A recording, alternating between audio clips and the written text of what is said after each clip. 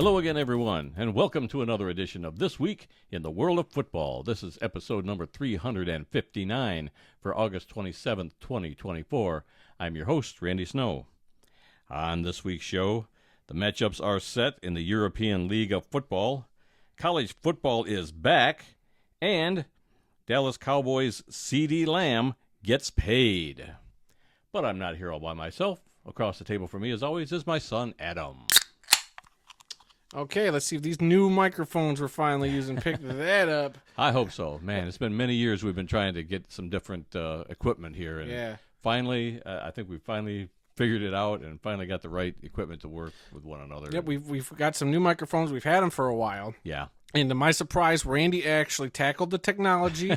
He got everything to work before I even stepped in here. It's been a surprise, and it's great, and you deserve your credit when it's due, and you deserve it right there. I bought this junction box, and I just plugged it in, and boom, it works. And the other good thing about this junction box is I have the ability to mute Randy whenever he starts talking, and I don't want to hear him anymore. So you're not going to do that. I just did. Yep, and we're turning you back up now.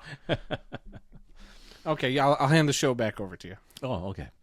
We come to you each week from the fabulous World of Football Man Cave, located right here in the center of the football world, Kalamazoo, Michigan.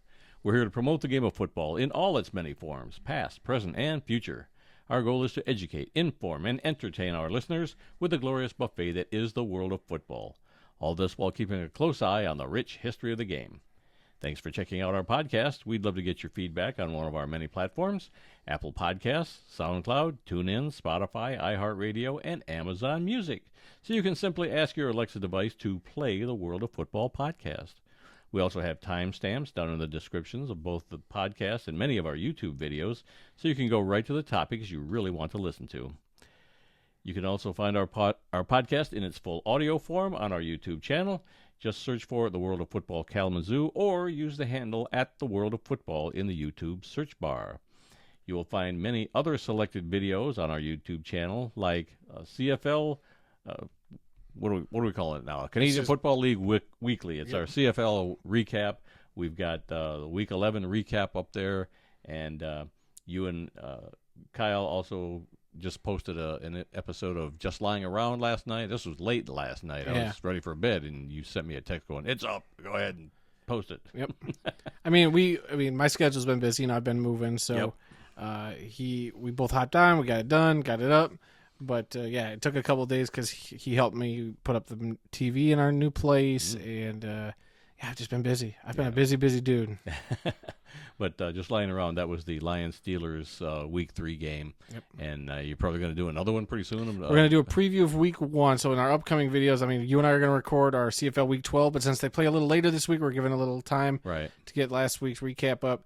Then we're going to we're going to preview Lions-Rams and probably talk about Lions roster cuts, which are happening right now. I think it's 4:30 Eastern time right now as we're recording. So all the NFL roster cuts have been done, or at least the ones that are made public are up. And then obviously we want to remind everybody, September 4th, the weekly NFL picks are coming back. Be on the lookout for, actually we could probably put up soon a community tab post about give us your week 1 picks. Let's hear them. So be on the lookout for that in the community tab here on the YouTube channel. If you're on the YouTube channel, if not, hop over there. That's where that'll be. You still got to show me where that's at. I keep thinking that too. Yeah, I don't know how. Remind me after the show, and I will show you where this community tab is. All right.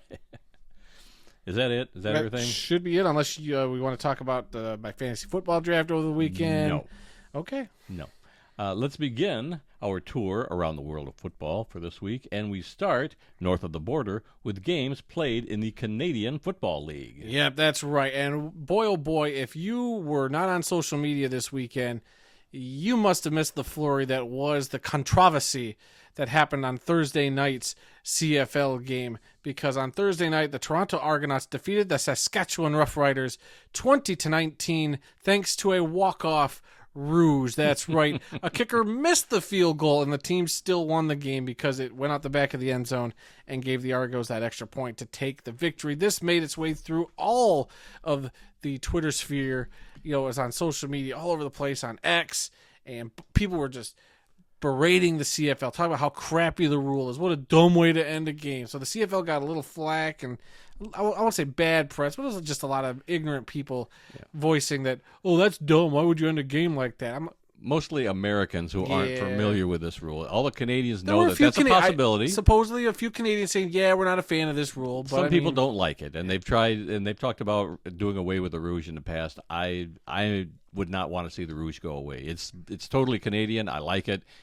Everybody knows it's there, and they know what can happen. So this is not a surprise to any Canadian. Right. It's just Americans that are having a rough time with it, and get on board, Americans. I mean, I could see where, like, at the end of the game, does it stink that a game ends that way? Sure, but how often does that happen? That's like the same frequency that a tie happens in the NFL, or some other weird, bizarre plays that you see once in a blue moon. You're like, well, that's a weird rule to have. It's like, well, it only happens once in a while. It's the rule. Just go about your day. It's fine. Well, maybe they could change the rule where they say only on the last play of regulation. If the clock's run out and you miss a field goal, a rouge doesn't count in that particular case. Then Maybe. it goes to overtime. That would make some sense, because I do think that's weird that you have game-winning kicks, right? But you miss the kick. I mean, you shouldn't be rewarded anything to win that game. I don't know. I'd be okay if they changed it. I'm also okay if they don't, because, again, how often do we have game-ending rouge or walk-off rouge? Yep. So it's what it is. I'm so okay Canadian. with it. I love it. It is, and I'm yeah. On Friday night, saw the Winnipeg Blue Bombers come back and defeat the Hamilton Tiger Cats 26-3. This was a game, man, I thought Hamilton was going to be able to pull off, but Winnipeg was just able to, do what Winnipeg, typically does, and Winnipeg's kind of been storming back here the second half of the season. Yeah, you said 26-3. It was 26-23. Whoops, Hamilton 26-23. led most of this game, but Winnipeg came back on a drive in the fourth quarter and took the lead and was able to hang on for the win. So, a very good game. It just seems like Hamilton can't catch a break sometimes. They're kind of what the Elks like were. Like Edmonton, yes. Yeah. But I don't know. I feel bad for Hamilton. They got a great fan base there, and man, I don't think they played super terrible, but man, they just catch some bad breaks. Yep. How about this team on Saturday night? The Ottawa Red Blacks defeated the BC Lions 34-27, keeping the Red Blacks undefeated at home. The Ottawa Red Blacks, I believe they also said that this was their best record this far into the season in Ottawa since the 50s, like any team that's played in Ottawa. Yeah, something crazy. They said that on the broadcast, something crazy like that. But Ottawa's been a heck of a team this year. They are probably the second best team in the league, only behind the team we'll talk about in a little bit here. But I've been liking watching Ottawa play. They got some fight to them. They had to really, fight the BC Lions, and of course Nathan Rourke again at the helm for BC. Yeah.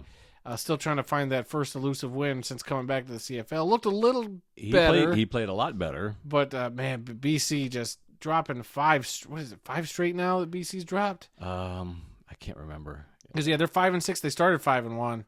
And they've, the difference the last 5 weeks has been, and the CFL has been crazy. But the cool thing about this particular game is that the Alouettes were wearing throwback uniforms to their 1974 But that's the next game. We're still talking about Ottawa and BC. Sorry. You're jumping the gun. If you want to move on, we'll move on to on Sunday. Saw the Montreal Alouettes and the really cool retro throwback uniforms play against the Edmonton Elks, and they defeated the Elks 21-17. The Elks were up 17-6 at halftime and got shut out in the second half. I watched this entire game. I could not believe Edmonton. I didn't even think about it in the second half. I just knew that Edmonton was just getting outplayed. Right. I didn't even think about it that they didn't score a single point at all in that second half. I don't know what the problem was. Montreal's defense just turned it up, to another level in that second half. They were struggling in the first half. Yeah. There was at one point I saw the defensive coordinator, I want to say for the Alouettes, just slam his headset into the ground. After, I think, the second touchdown by the Elks, I think they were up 14 to nothing at that point. 14 to 3 or 14-6. Yeah, 14. So they were up. They scored a couple touchdowns. And after that, though, it was just all Alouettes in those. I mean, you love those uniforms. I thought they were okay. I didn't hate them. But really interesting retro uniforms they wore with the logo on the front of the helmet. Honoring their 1974 team, which won the Grey Cup that year by beating Edmonton, by the way. So that was kind of cool. And they brought, at halftime, a bunch of the players from that 74 team out and honored them. And so pretty cool. That's pretty cool. I love that the CFL does this sort of stuff. I love that they bring out more throwback and retro uniforms a little more often than like an NFL would. So that was pretty neat. And then on by this week, the Calgary Stampeders. So here are your standings in the CFL after 12 weeks. In the East Division, the Montreal Alouettes sit at 10-1, followed by the 7-2-1 Ottawa Red Blacks, the 6-4 Toronto Argonauts, and the 2-9 Hamilton Tiger Cats. In that West Division, it's getting pretty muddy at the top as the Saskatchewan Roughriders hold on to a thin lead with a 5-5-1 record, followed by the 5-6 Winnipeg Blue Bombers, the 5-6 BC Lions, the 4-6 Calgary Stampeders, and the 3-8 Edmonton Elks. And about those Elks real quick, they had that 3-game winning streak, and then just to have it snap like that, man, it bums me out because I thought for sure they had 4 in the bag after that first half. I was like, they're going to do it. I did Good too. for them. But no, that West Division, man, oh man, you had Saskatchewan has now lost 5 straight, I want to say, or at least 4 straight maybe for Saskatchewan, because they were 5-1 at one point too. And you throw in a tie there. BC at 5-6, they only after dropping 5 straight. Winnipeg is technically like the second spot in the division after being at the bottom by percentage or something. Yeah, but they were at the bottom of the division all season. Terrible this year, and they clawed their way up through there. So boy, it's been an interesting and just wild CFL season so far, and we love it. All right, but we're gonna stay in the Great White North and go for some Canadian college football games that Randy wants to talk about. Yes, Canadian college football has been going on for a week or two now, and here's some random scores.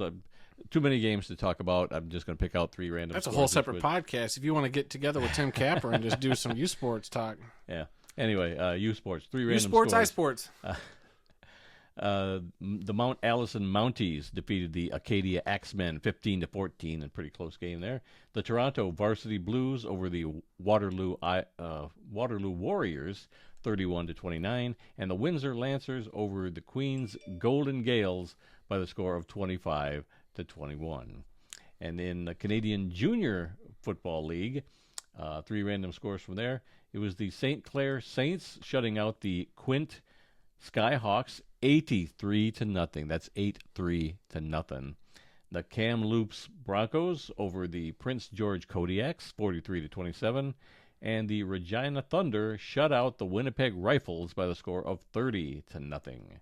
Now we're going to head back. We're going across the pond. I don't know where we are in the world right now. We're in the world of football, sir. We're going to head across the pond and talk about the European League of Football. And this was the final week of the regular season over there, week 14 for them. And let's see, 3 games on Saturday, 3 games on Sunday. 4 games on 4 Saturday. games on Sunday, that's right.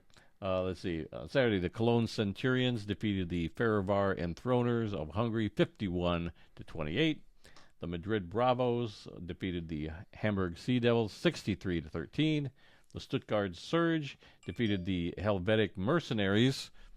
Yeah, turn your phone off. Good Lord. I did. How unprofessional over there. Thought I did. You're trying to read scores and your phone's dinging. Goodness gracious, The sir. Stuttgart Surge over the Helvetic Mercenaries 61-7. The Milano Seamen over the Barcelona Dragons 57-36. Good for you, Seaman. Way to come in clutch in the last week of this season. You know, when your back's against the wall and, you know, you just got to stare adversity in the face, you came through and just punched them in the mouth. Way to go, Milano. All right. The Paris Musketeers over the Frankfurt Galaxy 44-10. The Wrocław Panthers of Poland over the Prague Lions from the Czech Republic 17-7. And finally, the Munich Ravens over the Tyrol Raiders of Austria 30-3. Essentially knocking them out of the playoffs. Yes, that knocked them out of the playoffs. And on by it was the Rhine Fire, the Berlin Thunder, and the Vienna Vikings. So let's look at the final standings. Starting in the Eastern Conference, the Vienna Vikings finish with a 12-0 record, the only undefeated team this year. Wrocław Panthers at 6-6, Berlin Thunder at 5-7, Ferivar Enthroners 2-10, and the Prague Lions at 1-11. In the Central Conference, it was the Stuttgart Surge at 11-1, Munich Ravens at 9-3, Tyrol Raiders at 8-4, Milano Seamen at 4-8, Barcelona Dragons at 2-10, Helvetic Mercenaries at 1-11, and finally, in the Western Conference, it was the Rhine Fire with an 11-1 record, the Paris Musketeers at 10-2, Madrid Bravos at 4-8, 8-4. I'm sorry, 8-4. The Cologne Centurions at 6-6, Frankfurt Galaxy at 4-8, and the Hamburg Sea Devils at 2-10. So looking ahead to this weekend's playoffs in the wild card round, it's going to be the number 5 ranked Munich Ravens traveling to Paris to take on the Musketeers. And in the other game, it's going to be the number 6 Madrid Bravos at the number 3 Rhine Fire. The defending ELF champions. And that leaves the number 1 seeded Vienna Vikings and the number 2 seeded Stuttgart Surge on bye. They will play the winners of those 2 games the week after that, and then the winners of those will go on to the championship game. Yes, sir. So we made it all the way 14 weeks. Yeah. Our first year fully covering the ELF. You know, we followed the Mexican Football League. La Liga de Football Oficial American. I forget the name already. They have a great trophy for their championship game. Yeah, we did. We covered the Mexican League earlier this year. Now we've covered the European League in the fall here. So, a lot of new football that we covered this year. A lot of new teams. International football right. from across the world of football, you might say. It's kind of our shtick. Yep. All right, well, now we're going to go back stateside, and we're going to talk about some college football. This was week 0 in American college football. It was the unranked Georgia Tech what are they? Yellow Jackets. Yeah, the Yellow Jackets. Upsetting number 10 Florida State 24-21 on a last-second field goal. This game was played in Dublin, Ireland. What a great-looking stadium, by the way. We watched a few of the highlights because we got together. We were watching the Lions. What were we doing? We were watching the Lions preseason game? Yep. Yeah, and we went to go look at some highlights because you heard about one in particular you want to talk about. Mm-hmm. But what a cool-looking stadium. I know you said they do this every year. They play over in Ireland. Yep. But this is the first time I've actually seen highlights from that game. And that whatever this stadium was, it was so cool. I thought it was so neat. I would go to that game. Yeah. I don't care who's playing. I would go just to check out that stadium. Whatever that stadium was pretty sweet. Yeah, Florida State used what's called a swinging gate play on a 2-point conversion after their first touchdown. Now, Aaron sent me that notification and said, hey, they use a swinging gate play. And I'm like, what the heck's a swinging gate play? I had never heard that term before. But when I saw how it worked, it's like something that even I ran back in high school, where you've got the center and the quarterback on one side of the field or in the middle of the field between the hash marks, and the rest of the offensive line is way off to the left with either a wide receiver or running back behind the line.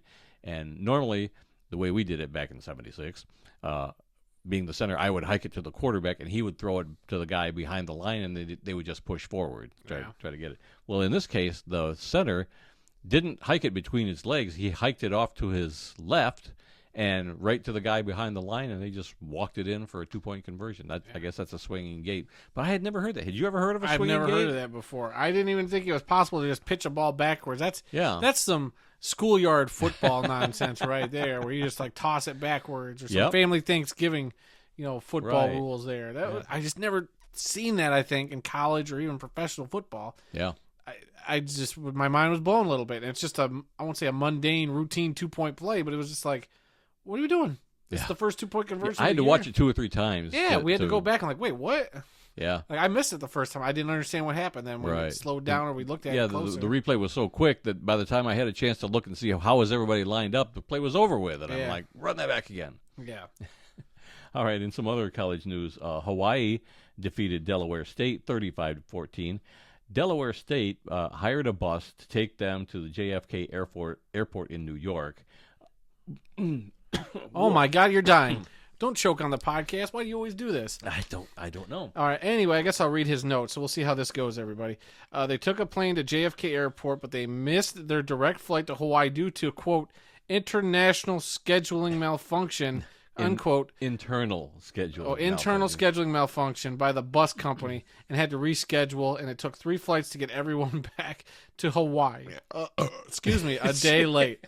Oh, boy. What were you drinking over there? What was that you popped open when we started here? I have a soda here.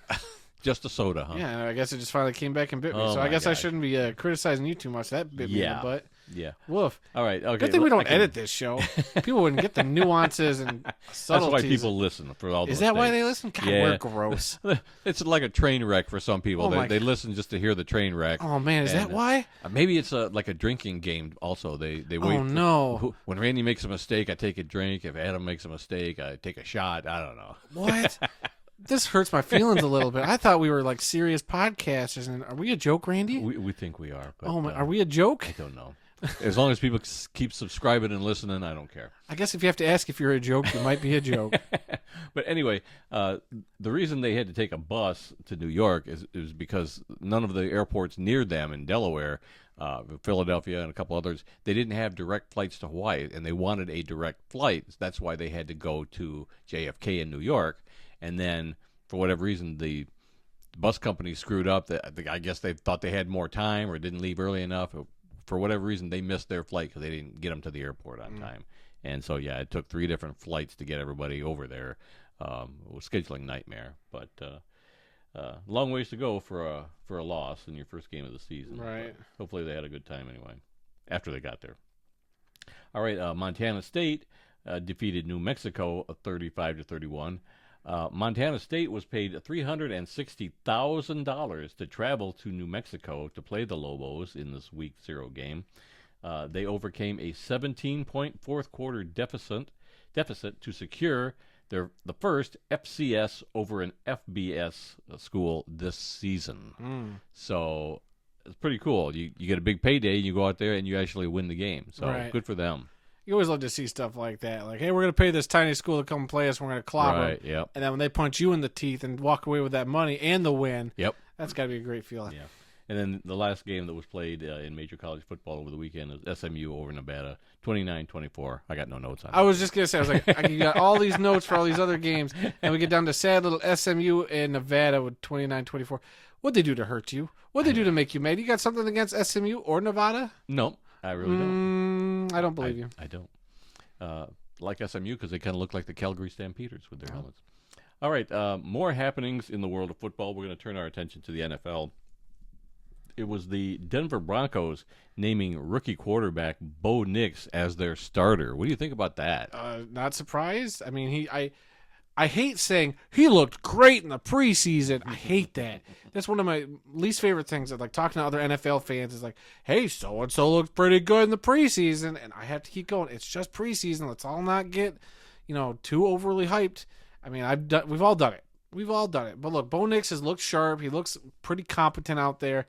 And if he didn't have any sort of belief from that coaching staff, he wouldn't be starting. You wouldn't throw a kid out there if you didn't think he was ready. Yeah. There's a difference between just throwing a guy out there to learn, and there's a guy you kind of believe in that, yeah, he's still going to get his bumps and bruises, but he can take it. Bo Nix seems like he might have that, and we'll see what he does. Okay, I'm making a little note here to myself. Oh, okay. Okay, let's see. Do you want to share it with the class? No. Okay. Let's see. The Lions' preseason game versus the Steelers was a sellout. That place was packed. A preseason game. A preseason game. Because I asked you during the game, I was like, does it look like that place is sold out? Like, it looked like a lot of people They sold out even with their standing room only tickets. Unbelievable. They got a couple thousand They look more. like a bunch of upper deck seats that weren't filled out. So I don't know how incredible that is. On camera, it looked really dark up there. You couldn't even see. That's true. But they did say that the game was sold out. And so, good for them. I don't know. Because, during the game, I didn't think about it, but, I mean, it made the rounds on social media how the Lions had a couple of false start penalty, or the Steelers had a couple of false starts caused by the crowd being so loud during a preseason game. And even Dan Campbell talked about it during his press conference afterward. So, I mean, even as a Lions fan, I'm like, that's nuts. Absolutely nuts for a preseason game to, 1, be sold out, to 2, have the crowd be that into it, into a game that really doesn't matter, that none of your starters played. Well, maybe they had a couple guys here and there, but like no Jared Goff, no Jahmyr Gibbs, no Amon-Ra St. Brown, no Aiden Hutchinson. None of the Lions' big-name guys played in this game. Right. You were sold out, and you know who they were cheering on? Hendon Hooker. They were cheering on Jake Bates. They were cheering on, I'm trying to think of a third player. Bettis, the Canadian guy. Well, Matthew Betts, that literally just got cut by the Lions. Yeah. So. Well, they're still cheering for him when he was playing. Oh, yeah, when he was playing. But, and, I mean, you're cheering for that coaching staff and the great new uniforms they rolled out in the Ford Field. So, it's absolutely wild. And if you think that's crazy for a preseason game, that they were that loud, that crazy. I mean, we were there for that playoff game. Oh, yeah. That's the type of atmosphere I think we're going to see all year come long. the first night of the season. That first Sunday night game is going to be one to be remembered. Like, that's going to set the tone, I think, for the Lions season. And the fans have been ready for this forever. And I think you're about to see something special in Detroit. While the end of last year was special in Detroit, I think even everybody else saying, "Wow, did you see the turnout in Detroit for those playoff games? That's pretty crazy." Well, wait till they do it all year long. Hopefully, as long as they keep winning on a consistent level like that, it is going to be an insane season, I think. Yeah. And the Lions were on the cover of the Sports Illustrated football preview issue. Yeah. That I got one right over Oh yeah, here. why don't you toss that bad boy over here? I haven't seen that yet. We were talking about. I didn't even think they made the Sports Illustrated like a physical copy of it anymore. Oh, it's over there. Hang on. Where's it at? Oh, he's getting up, everybody. I'm going to commentate as he waddles across the room. He bends through his trash pile and he picks up a magazine off the floor. I believe that's a Mr. Goodbar wrapper he just flung off of it. A couple of Nutty Buddies. Don't get your fingerprints all over that. I got to get a couple. There's more. already chocolate smear on here with a big chocolate heart around Jared Goff's face. No, I haven't held a physical Sports Illustrated here. Oh, look, I turned to that first page is Amon-Ra. Yeah. Wow, physical print magazine. Wow, I never thought I'd see the day again, everybody. I've been looking for these things in bookstores and grocery stores that sell magazines. I have not found a physical copy in any of the local stores, Battle Creek or Kalamazoo, just yet. But I'm sure they're probably coming. But yeah, very excited to see that. And we saw that for a couple of days, and then all of a sudden I got one sent to me. Well, while Randy chokes again and drinks his water, I'm going to read to you guys from the beginning of the pages of Sports Illustrated. So buckle in as we embrace a new 3-hour podcast where I just sit here and read a Sports Well, it's the Illustrated. first time in my lifetime I've ever seen Sports Illustrated predict Detroit to win the Super Bowl. I feel like I remember a day back. Like, I'm not even kidding. I believe there was a day back years and years ago where there was a Lions team that got really hyped up. I can't remember what year it was. There was one team that got super hyped up. And I want to say whoever that Sports Illustrated writer was put them close, if not in the Super Bowl. They put Detroit up there, and Detroit obviously didn't do anything. Right. Where is the Super Bowl? I'm like thumbing through here. This is great podcasting, by the way. I mean, great picture, obviously, of all the Lions in that 1957. What was that? Thunderbird? I think is it a Cadillac? I'm not sure. But it's a 1957 vintage car. 1957 Ford Fairlane. Oh, well, of course it had to be a Ford. Yeah, duh. There you go. There's some great pictures in here. I'm like looking because like back in the day, you'd get those Sports Illustrated, and I would just flip straight to they'd have the one page. They had all their big predictions on it, and I don't even see that in here.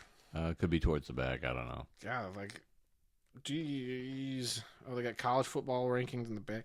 Yeah, this makes for great podcasting. Should we move on to the next story while I thumb through this? Let's go on. My next story is CeeDee Lamb signs a 4-year, $136 million deal that makes him the second highest paid non-quarterback in the NFL, according to ESPN's Adam Schefter. He is second only to the Vikings wide receiver Justin Jefferson. The deal includes a $38 million signing bonus, the largest ever given to a wide receiver, and $10 million of that contract is guaranteed. So, wow, that's a big contract. I mean, you kind of knew it was going to happen. Jerry Jones just didn't want to pay right away, so he waited till the last minute, just before. I wonder how much of that was actual started. Pressure once CeeDee Lamb kind of came out and did all that. I don't. All right, I finally found the page, everybody. So here's, thank God, according to Sports Illustrated, what they think the AFC and NFC playoffs are going to look like. They think that the Bills will beat the Chargers, the Bengals will beat the Jets, and the Ravens will beat the Texans in the first round. The Eagles will beat the Bears, the Rams will beat the Niners, and the Packers will defeat the Falcons in the first round. Your divisional round will be the Chiefs over the Ravens and the Bengals over the Bills in the AFC. In the NFC, the Lions over the Rams in the divisional round and the Packers over the Eagles in the divisional round. And then your NFC AFC championship, they have the Cincinnati Bengals defeating the Kansas City Chiefs. Wow. And they have the Lions defeating the Packers to make the Super Bowl. The Lions and Bengals with the Lions getting the victory in New Orleans. I save that picture forever. I mean, you hate to see that because you feel like it's going to jinx your team, but I mean, yeah. Well, it's not like the Madden curse to be talked about, but I just think that the respect that Detroit is getting now from national media is nice to see because boy, they have been disrespected for so many years, undeservedly. I mean, they've had some great seasons, and they've had some trash seasons. They sure have, but even when they're doing good, people are going, oh no, they're no good. They're not going to do anything. So yeah, it's nice to see Detroit get some respect. And it's also nice to see CeeDee Lamb get some respect from Jerry Jones and get paid there. I brought that all full circle. We can move on to the next story. Now we just got to get Dak Prescott signed and everything Who cares? Will be right. Nope, don't care about Dak. Nope, move on. All right. The NFL will not be using the Hawkeye computer vision system to measure first downs this year in the regular season. It was tested in the preseason and was the cause of a delay in the Lions-Giants game, if you recall that. I do remember. They're going to continue to use the chain gang this year, and it makes sense. You can't put so much trust in technology. I just think the chain gang should always be a part of the game. How often do they go out on the field anymore to measure for a first down? Not very often. But just the same, I think you take that out of the equation, and you make it some sort of electronic or something that's depending on computers and technology and all this, and it's gonna fail, and it's gonna fail at the worst time, and it's gonna make the league look bad. So yeah, I can understand why they need to do that. I thought it was the opposite. I thought they said they were going to implement it this season. Nope. Okay, I'll trust you. Hopefully we don't get corrected because last I saw, I thought they were going forward with it. Well, like I said, they tested it all preseason long, and they've decided not to use it. That's fascinating because, we've seen the UFL using this to great effect, I feel like. Yep. I put a link to the story on our Twitter feed. Oh, is it on our X feed? Okay, so I can hop over there and find it. Right on. Yep. I was just curious because, like I said, I thought I saw the alert today, and I was like, oh, I get to talk about how this got passed, but I guess I just must have misread the tweet. So, okay. Well, thanks for the information. Okay. Another story. This is one you just found. The Washington Commanders and the Northwest Federal Credit Union announced exclusive naming rights to the team's stadium. Formerly FedEx Field, it's now going to be known as Northwest Stadium. And that's going to be set for the September 15th home opener against the New York Giants. Yeah, that's right. The deal does not include any options on a potential new stadium. It's an 8-year deal, and the agreement does not preclude Washington from opening a new stadium sooner than the expiration of this deal. So sounds like it's just a deal in place till they come up with a new stadium, and who knows if they do have an actual, when we get the new stadium, you get the rights. That's not, clearly doesn't sound right. Right. Just fascinating. I saw that, and I hadn't seen that anywhere else, but Adam Schefter tweeted that out. So, it's been FedEx Field for years. Yeah, it has. Got a bad rap, and I'm sorry, but just the fact that you slapped a new name on that stadium, I hope it comes with some upgrades. But, announcing it 2 weeks before the season starts, I don't know, it's a little sketchy to me. We've seen that before. We've seen teams change stadium names and turn I around hate real that. quick. I hate a corporate name, and so now your little check where's that at? It's over there. Yeah, your stadium scratch and sniff board. I got you. Right. That smells like beer every time you scratch the thing off. Different beer for each stadium, but now you got FedEx Field's name has changed. So that's whatever. That way they could sell a new one every other year. You can get an updated one in a couple years. You've only scratched out 10 of them. I can't remember. I think I'm close to 10. If I'm not at 10, I'm right there. Okay, well, I hope we're done with the NFL news because I'm tired of talking preseason football. It's time for regular season. Not so fast, my friend. Oh, no. Now that the NFL preseason is over, I thought we'd go over a list of the teams of undefeated and the winless teams. Oh, God. Because what I want to do is, at the midway point in the season, I want to revisit this list and see how well these teams are doing. They were so good in the preseason. Let's start in the NFC. The Chicago How about this? Bears. I'll do you a favor. I'll just give you right now how the team's going to do all year. Okay. I'll tell you right now. All right. The Chicago Bears went 4-0 in the preseason. They're going to stink. Minnesota Vikings went 3-0 in the preseason. They're going to stink. Okay. And the AFC, more undefeated teams. The Jets were undefeated. They're going to stink. The Jaguars were undefeated. They're going to stink. The Titans were undefeated. They're going to stink. The Broncos were undefeated. They're going to stink. All right, now here's some winless teams, starting with the NFC. The Falcons and Cardinals in the NFC. The Falcons will be good. The Cardinals will stink. In the AFC, the Bengals. They'll be good. The Steelers. They're going to suck. The Browns. They'll be okay. The Chiefs. They'll be good. And the Raiders. They're going to stink. Yeah, the Raiders went 0-2-1. Everybody else was 0-3. That's right. I can't believe there was a tie this week. I saw that and I was like, wait, what? Yep. So, yeah, I was saying, if Detroit went winless in the preseason, I said that they're going to be guaranteed to win the Super Bowl after that. But here you got the Chiefs winning no games. So, they're obviously playing to look at players, see who they can add to their team, who's going to be a good fit. There is no information, there's no there's nothing that translates to your record in the preseason translating to success or lack of success in the regular season. Right. everybody who gets all hyped up, like these Bears, oh my God, these Bears fans, preseason champs. Yep. Oh boy, I told them, where have I heard that before? I looked them dead in the eye. Like, you want to hear a story? Well, back in 2007, when my Detroit Lions went 4-0 in the preseason, they went 0-16 in the regular season. So don't even. That was 2008. 2008. I say it's 2007 because I graduated high school. It was like the 2007-2008 season. No, it was the 2008 season because we 2008? drafted I don't Matthew remember. Stafford in 2009. Okay, maybe you're right. I don't know. I get my years mixed up because I think of the year I graduated high school, and right after that, they didn't win any games. Yeah, but yeah, I blamed it on me graduating high school. Preseason champs mean nothing. Yeah. You can get they probably went 4-0 because that looks good on Hard Knocks. I mean, it's also, it just comes down to situations and letting certain guys play. I don't know. It's a bunch of factors. Who cares? The final score, blah, blah, blah. And speaking of Hard Knocks, see, that was my good transition for a change. You interrupted me. Training Camp with the Chicago Bears, Episode 3 came out last week. Yep. The last episode, Episode 4, is coming out later tonight. One of the interesting characters that they talked about, backup quarterback Tyson Bagent. His uncle is a world champion arm wrestler, and he was quite a character. Was that his uncle or his dad? They said it was his uncle. I thought it was his dad. No, it was his Okay, it's been a while since I watched it. I thought it was his dad, but very interesting. Yep. And he was at one of the preseason games cheering him on. And, Yeah. And they showed him when he was in his prime, beating everybody. Punter Tory Taylor is from Australia. And they're talking about how the coach there, what's his face? Matt Eberflus? Yeah, Eberflus was going on and trying to give everybody a nickname. That was probably just something for the show. But he wanted to start calling the punter there, Tory Taylor, they wanted to nickname him the Crocodile Punter, which I thought was hysterical.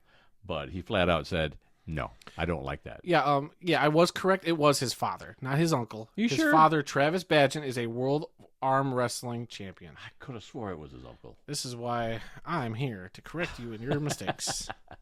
Let's see. But no, the Australian punter, though, that's a cool story. Yeah. But every time, so this was my big gripe watching this. Every time they're like, wow, look how great his leg is. I'm like, watching, I'm like, that looked like a normal punt. That looked like a punt that went the same amount of yards that, like, other punters do. I was not impressed. Like, Yeah. I don't know that if the highlights were mix and match. It's hard to say, the way it was edited. But I was not impressed. Yeah, he had some cool balls that would actually, like, hit inside, like, the 2-yard line and bounce out. Like, he definitely had some quirks to his kicks, which I like. But, man, those highlights, I'm like, I'm pretty sure Jack Fox could kick a punt further than that. What are we gushing about here? Chicago's getting hyped up for a punter? And this, I'm sorry, this is the team that everybody's getting hyped about, for this upcoming season. I don't buy it.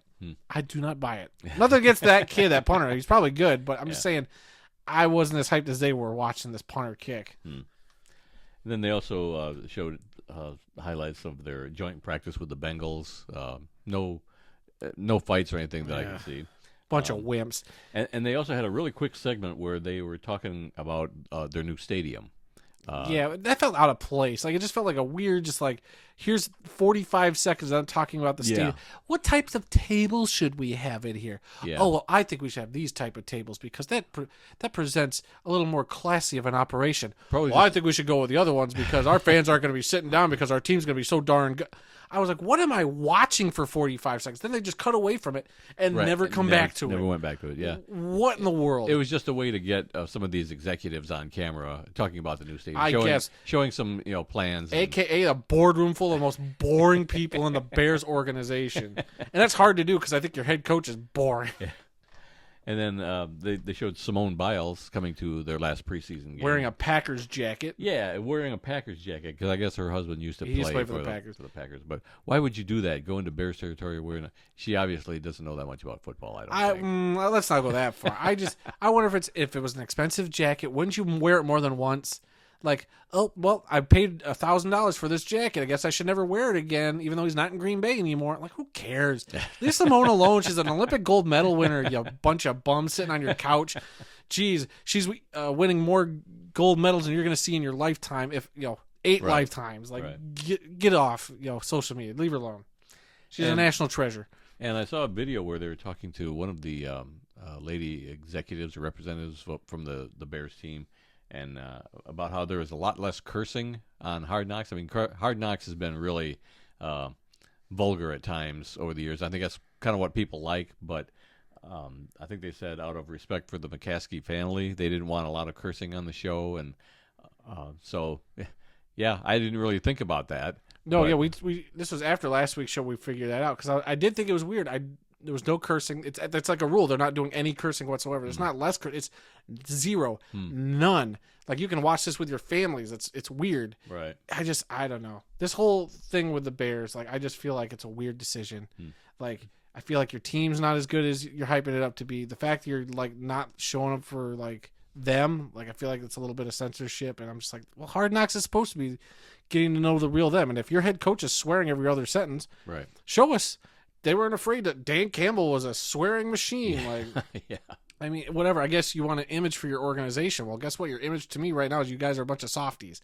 That's what I'm getting from this Hard Knocks. Yeah. Essentially, is that they're a little softer than I think they want to be portrayed. But that's just me. Don't come at me, Bears fans. It's fine. Let's see. Let's move on. I found this story about high school football. Oh my God, high school football. The Massillon Tigers from Massillon, Ohio, won their season opener against the NFL Academy from London, England. This game was called the Nike Kickoff Classic, and it took place at the Nike World Headquarters in Beaverton, Oregon. The final score was 35-20. Massillon is the reigning Division II Ohio State high school champions. The Tigers have won 17 straight games. However, this win will not count for the Ohio State Athletic Association playoff points.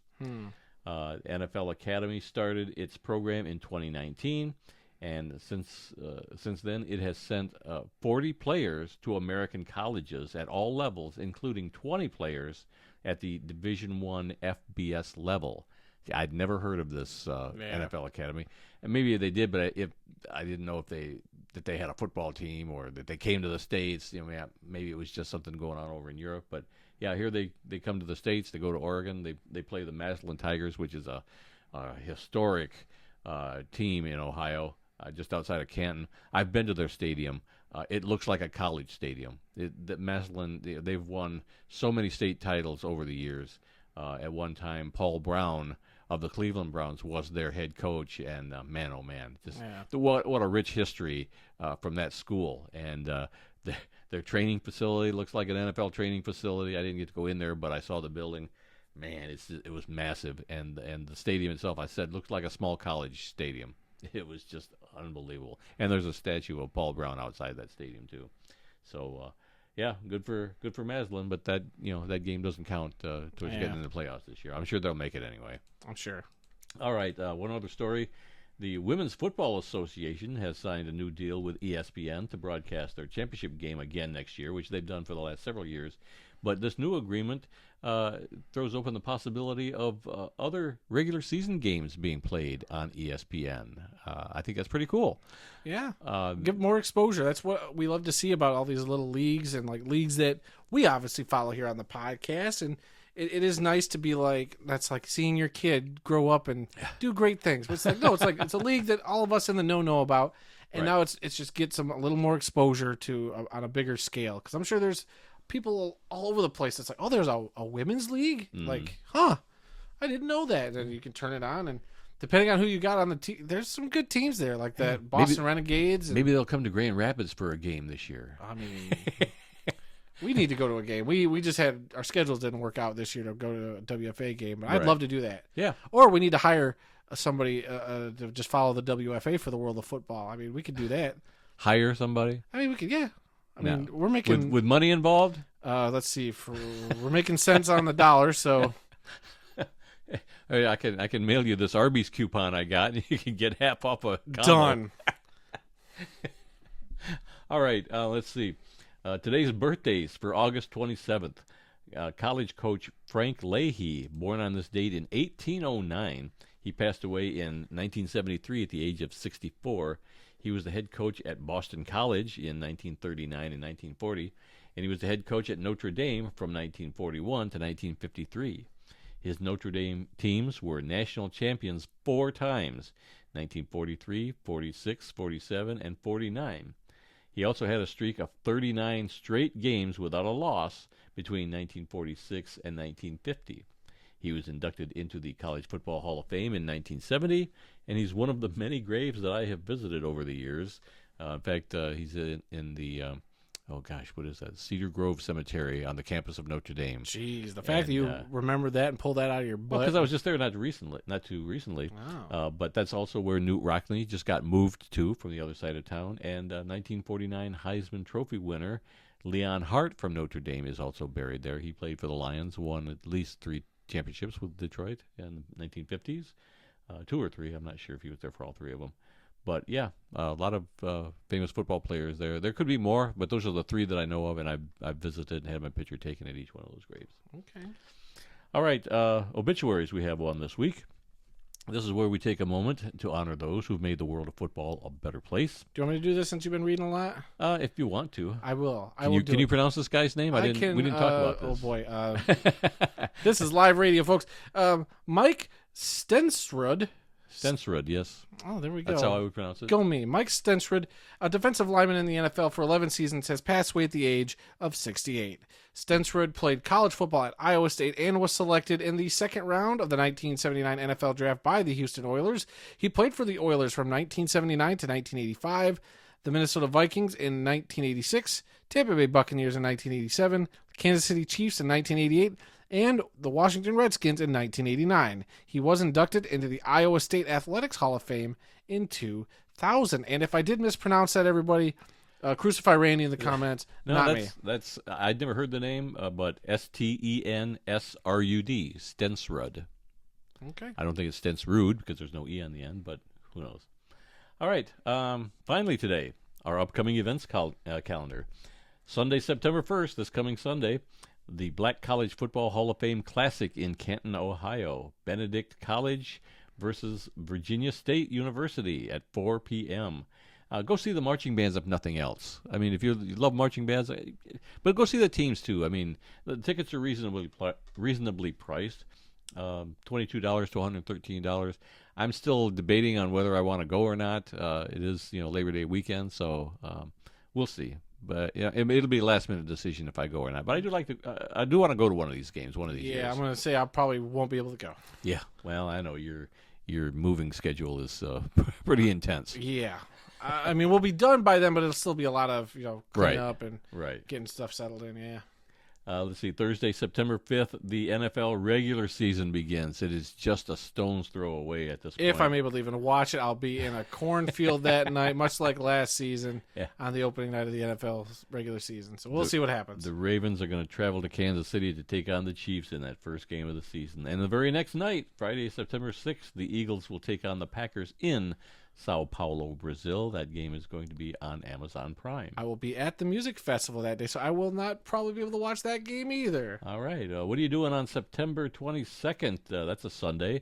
That's when the European League of Football Championship game is going to take place. Depends on what time, because the Lions play the Arizona Cardinals that day. It might be an early in the morning game, because some of their games are pretty early with the, 6-hour time difference. Well, and it depends on if I have to work that day.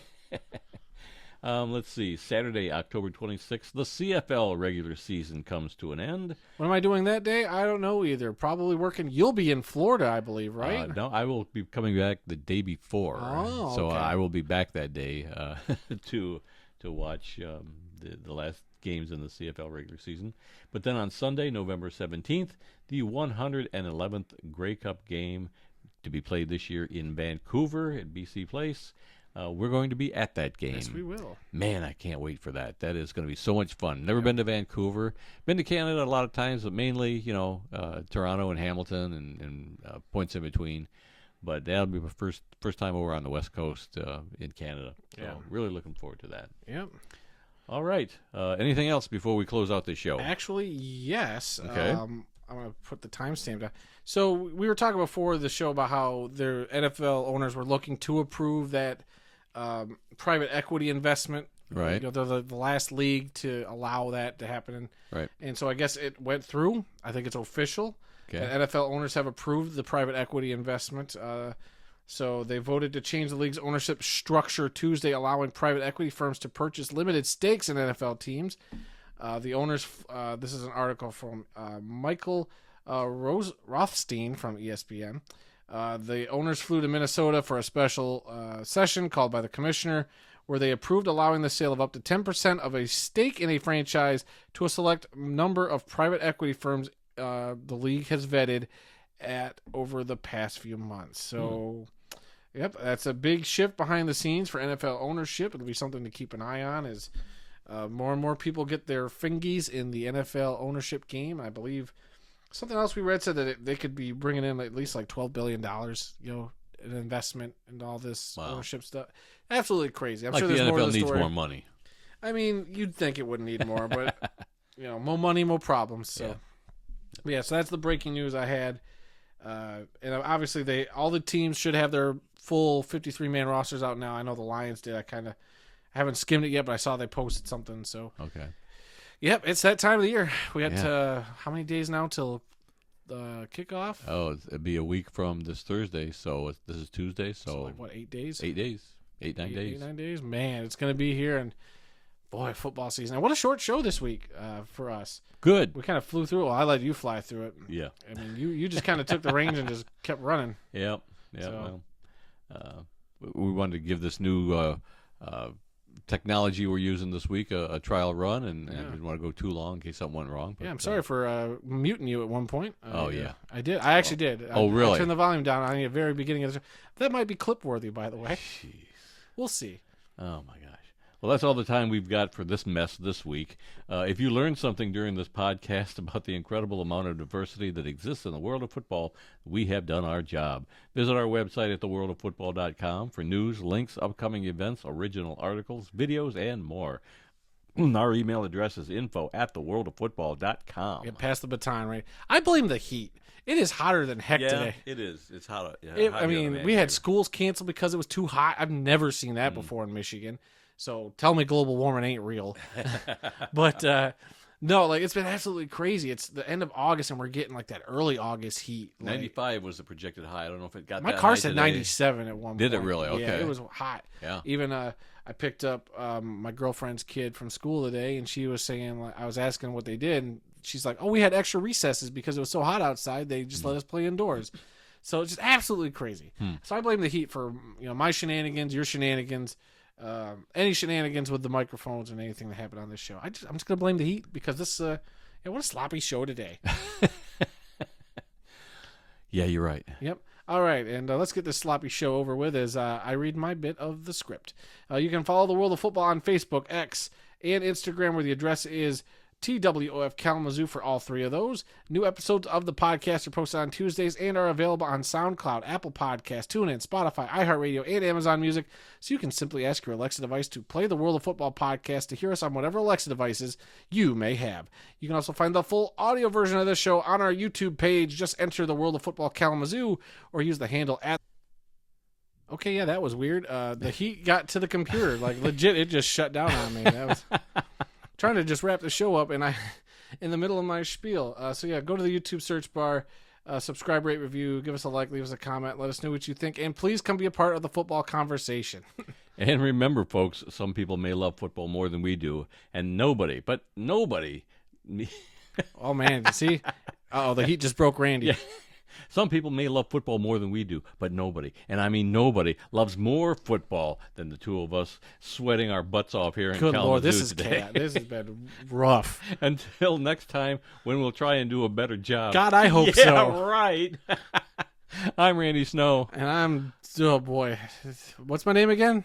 You're suffering from heat stroke. What? We'll see you all next week, I hope. Oh boy, if we don't get canceled.